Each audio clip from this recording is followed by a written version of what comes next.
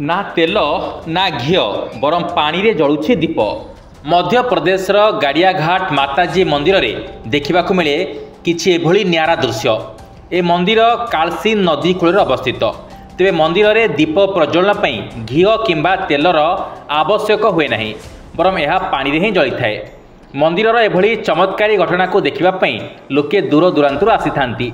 तेरे 50 वर्षरु अधिक वर्ष हेब ए मंदिर रे एभली भाव में पानी रे ही दीप प्रज्वलित हो आसे।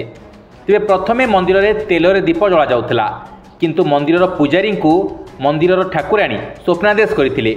यह परदिन ठारू से सकाळु पाखरे थिबा कालीसी नदीरू पानी आनी दीप रे रखी बत्ती लगाइबारु बत्तीटी स्वतःप्रभूत भाव में जलिबा पई लागिला। आउ यह देखि पुजारी जनक आश्चर्यचकित होइतिले। तेबे एपरिकी घटना बाबद रे प्राय 2 मास पर्यंत से समस्त लोकों ठारू घटनाटी को लुचाई रखिथिले। परवर्ती समय से गाँ लोकों को घटना संपर्क में कही। जदियो प्रथमे या विश्वास करनथिले, तथापि प्रत्यक्ष भाव पानी रे दीप जलिबा देखि समस्ते आश्चर्यचकित हो जाइतिले। और तापरे चमत्कारी घटना पूरा गाँव में व्यापीला। और सेबेठारू आज पर्यंत ए मंदिर रे ना घीओ ना तेल बरम पानी रे ही दीप जलुछि।